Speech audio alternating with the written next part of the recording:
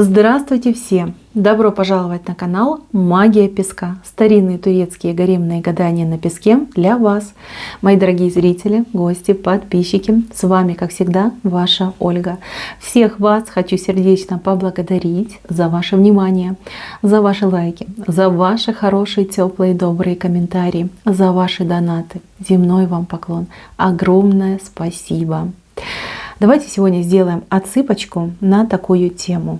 Гадание на судьбу, на ближайшее будущее.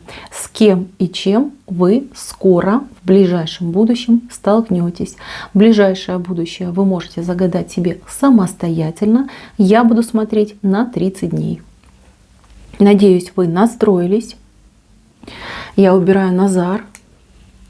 Прошу высшие силы дать мне возможность ответить на все ваши вопросы и послать для вас только самую важную, самую нужную и самую полезную информацию. Пусть высшие силы водят моими руками, пусть откроют нам то, что сейчас от нас скрыто, и то, о чем мы желаем узнать. Так, интересное ваше ближайшее будущее. Здесь вам какие-то очень интересные ситуации запланированы. Похоже на квест, да, на прохождение каких-то уроков, задач. Тут и челленджи могут быть, да, будете бросать вызов, либо вам кто-то бросит вызов. Непростое время идет, но очень интересное. Давайте начнем сначала. Здесь у меня вышла семья двух людей, любящих друг друга, но по характеру таких противненьких, да. Тут и женщина противная, и мужчина ей в этом не уступают. В противности, да, я имею в виду. Значит, смотрите, мои хорошие. Здесь женщина свое возьмет. То есть она сможет одолеть этого мужчину. Она сможет добиться того, чего она желает.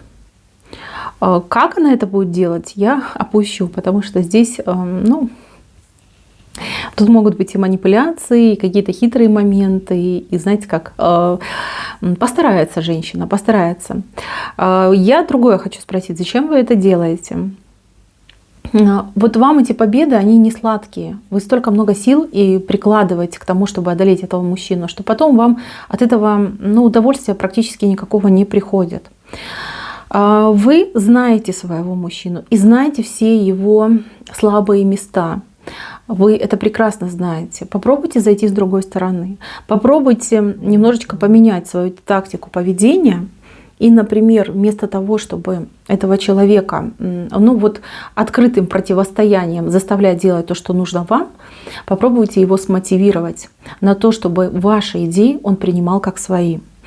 Мужчина уже устал, честно. Он устал от этой постоянной борьбы, от того, что в этих разговорах, в этих упреках очень много вы теряете. Вместо того, чтобы любить друг друга, наслаждаться своим обществом, у вас прям постоянно претензии за претензией, то есть он не понимает, чего вы хотите, а вы не понимаете его поведение.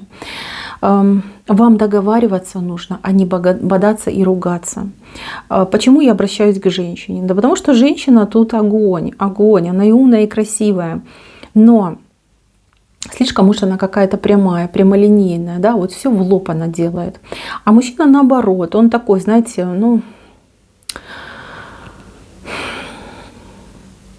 он-то тоже, конечно, молодец, но это не его путь, да, он никогда не идет прямо. Ему все время нужно куда-то там зайти, обойти, посидеть, подождать, там лоб почесать, да, у него какой-то такой свой какой-то хитрый путь, да, тропинки какие-то хитрые он там прокладывает. Девчоночки, подстройтесь под него. Во-первых, вы наладите свои отношения. Во-вторых, вам будет проще с ним договариваться. В-третьих, он будет без всяких этих как принуждений, да, выполнять то, что вам нужно. Попробуйте с ним поиграть, попробуйте немножечко поменять тактику. Я вижу, что у вас прям чуть ли не до развода уже идет, да, настолько вы на друг друга как окрысились, да, это нехорошо. Не надо до этого доводить и не надо до этого допускать. Кто у меня уже успел разругаться в пух и прах. Здесь, мои хорошие, вот идет ситуация, где вы сможете примириться. Вас примирит кто-то, вот между вами стоит человечек, который вас будет примирять. Либо ради этого человечка вы примиритесь. Вы воспользуйтесь этим моментом, чтобы соединиться. И, девочки, меняйте свое поведение, либо свой подход, да, к своему мужчине. У вас получится. Я вижу, что у вас прекрасный потенциал. И не надо ставить на нем крест. Не так уж он и плох.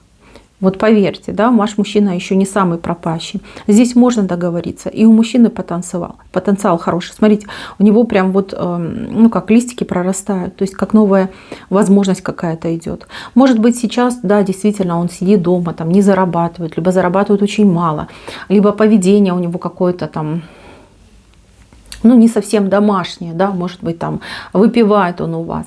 Но буквально, может быть, не в загаданный период, но чуть-чуть попозже, я вижу, что у него идет большая прибыль. Я вижу, что у него жизнь начнет меняться. Он начнет уметь. Да? Когда у него начнет что-то получаться, он прямо сам загорится. Захочется больше работать, вкладываться, развиваться. То есть он еще вырастет. Серьезно вам говорю, даже если ему там 60 лет, он все равно еще будет развиваться и расти. У него есть куда расти. А вы, моя хорошая, вы же потом сама без него не сможете. Будете сидеть и тосковать по нему. Серьезно вам говорю. Вы его ведь тоже любите. Любите очень сильно. Дальше, мои милые. Кто-то у меня вот, скажем так, познакомился. Да, возможно, даже по интернету познакомился. Люди друг другу очень симпатичные. Они друг к другу тянутся. Но между вами есть препятствие. И это препятствие достаточно такое сложное, непреодолимое в данный период времени. За вами стоят люди. Эти люди могут вас отговаривать от общения с этим человеком, либо что-то вам там рассказывать, что «О, как ты можешь, это же страшно, ты ничего про него не знаешь, это там совершенно какой-то другой человек» и прочее. Мои хорошие, ваше сердечко выбрало его. Вы чувствуете, что это ваш человечек. Значит, не слушайте вы таких горе-советчиков. Может быть, там свои какие-то причины и планы на вас имеются. Доверяйте себе, доверяйте своей интуиции.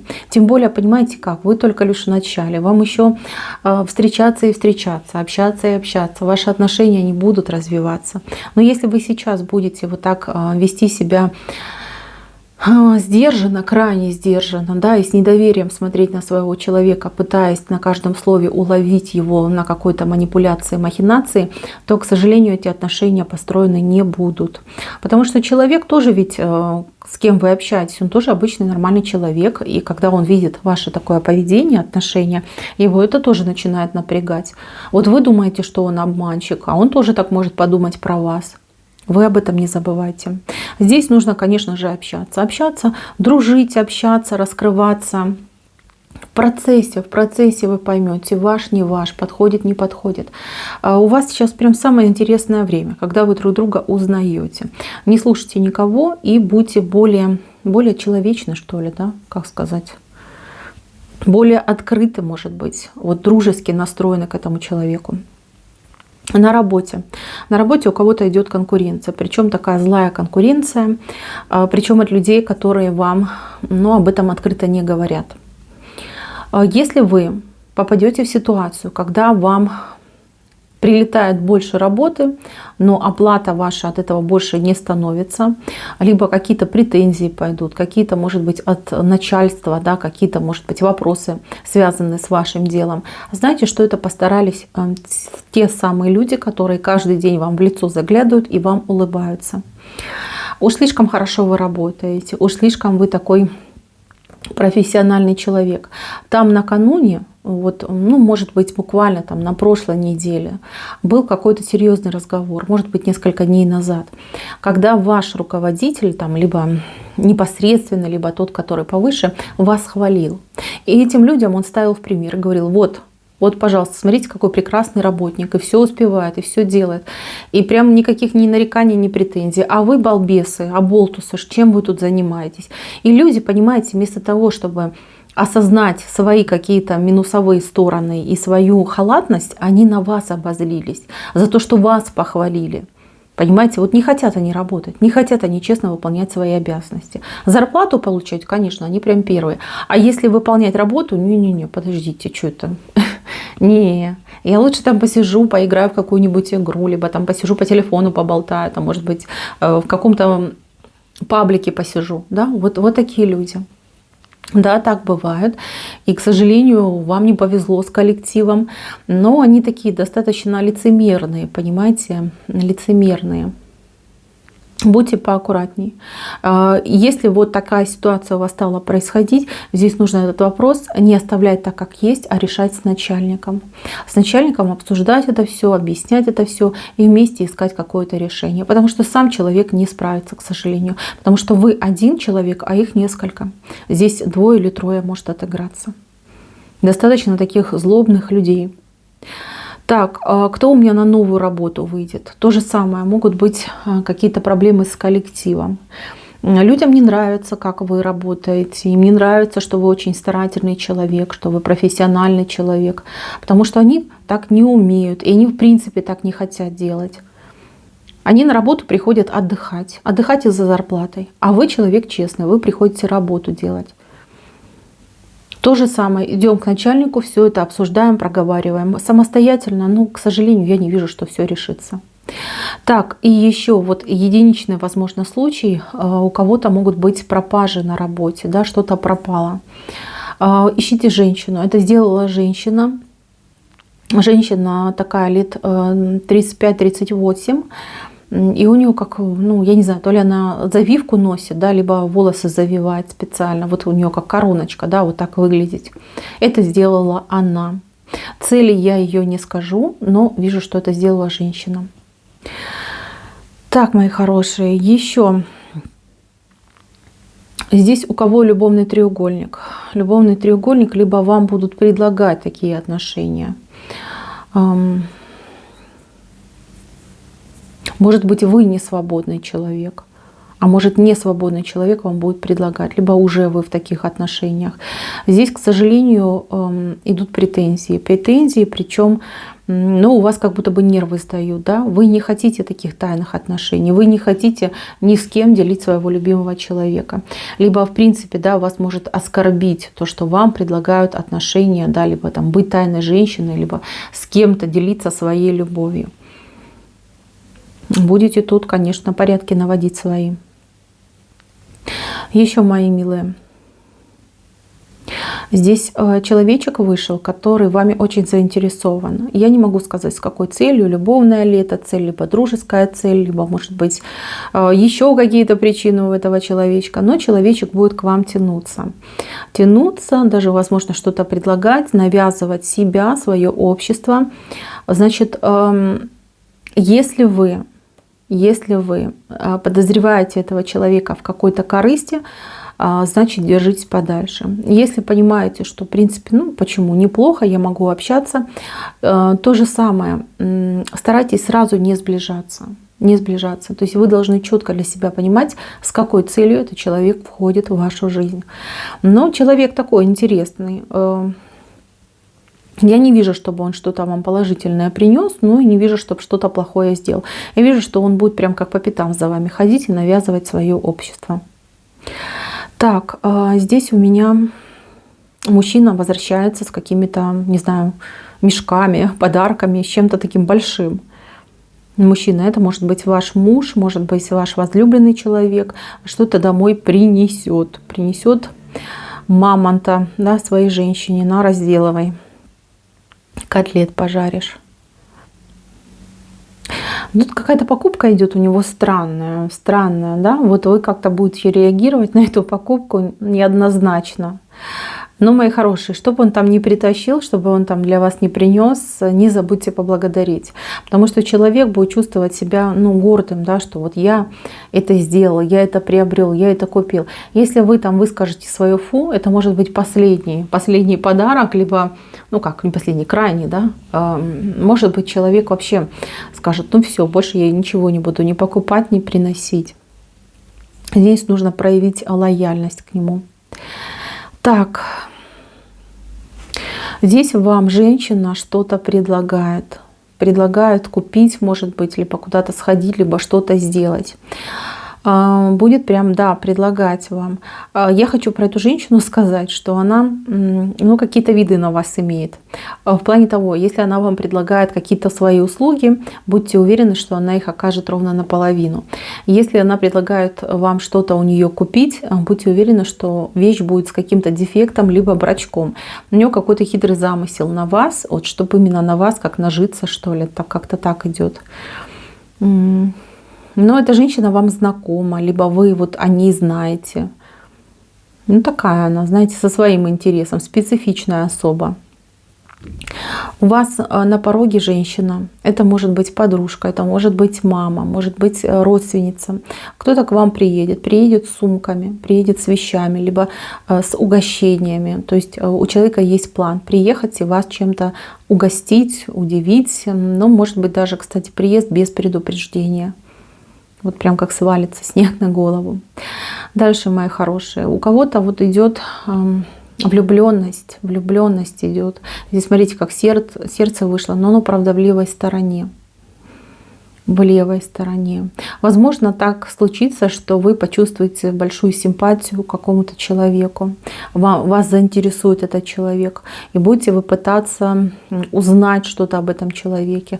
Но это с левой стороны идет. То есть это как-то будет либо невозможно, либо информация будет какая-то ограниченная. И также может отыграться, что кто-то, например, в интернете, либо так, знаете, видя вас мельком, в вас влюбится. И также человек будет пытаться о вас что-то узнать, какие-то справки навести, кто вы, что вы, ваше там семейное положение. То есть, ну, пробивать информацию о вас будет человек. Кстати, кто-то может узнать, что какой-то бывший человек о вас наводит справки.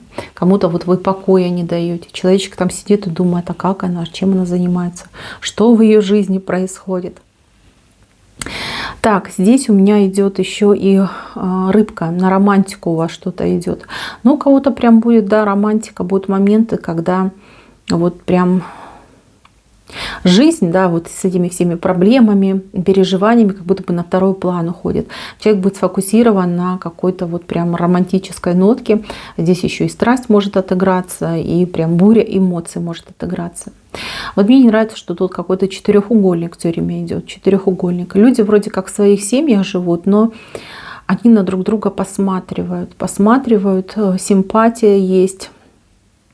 И непонятно, что с этими чувствами делать. Развивать их или глушить в себе. Вроде как все семейные, а тут на тебе влюбленность пришла. Мои хорошие, если вы в этих четырехугольниках, здесь нужно будет действительно, как знаете, 7 раз подумать, 1 раз сделать. Нужно быть крайне аккуратными, потому что вам есть чем рисковать. И у этого человека как-то либо мало знаете, но либо знаете как-то поверхностно, понимаете, особенно вот к женщинам обращаюсь. Не рискуйте всем ради каких-то вот этих ярких эмоций. Потому что я не могу сказать, что это прям любовь. Это какие-то яркие эмоции, больше похожи на влюбленность. Влюбленность — это как болезнь у нас, да, человек начинает болеть, но болезнь как приходит, так и уходит. А настоящее чувство, настоящая любовь, она остается надолго. Так, здесь кому-то кто-то будет предлагать знакомство.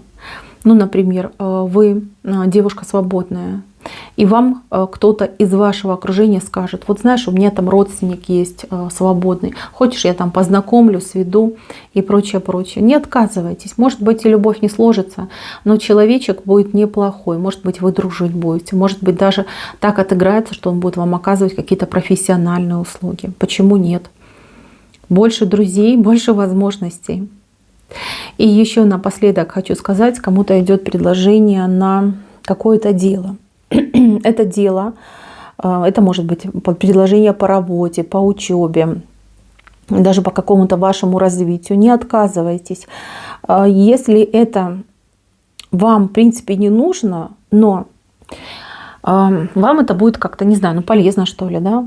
Если вы пойдете туда учиться, заниматься, как-то что-то новое осваивать, то вы не пожалеете. Не пожалеете. Это первый момент. А второй момент, вы благодаря этой ситуации, не знаю, еще как-то денег сможете заработать, но не сейчас, в будущем. То есть это поможет вам в будущем зарабатывать больше денег. Именно так идет. Наука идет несложная. Вы как-то, ну прям вольетесь, да, вольетесь в это обучение, вам еще очень понравится. Мои хорошие, на этом все.